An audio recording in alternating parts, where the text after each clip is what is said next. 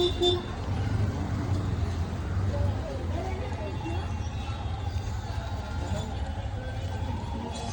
Hello friends, मी सनी पाटील. आपण आलो आज आमच्या पोस्ट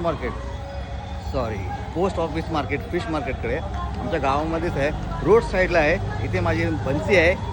नाव काय तुझं? माधुरी कोली. माधुरी कोली. तर बघा आज तिच्याकडे काय काय आहे. हे काय आहे, याला काय बोलतात? हे शेतकरी, तांबोशी, पापलेट, बांगडे, कोलंबी.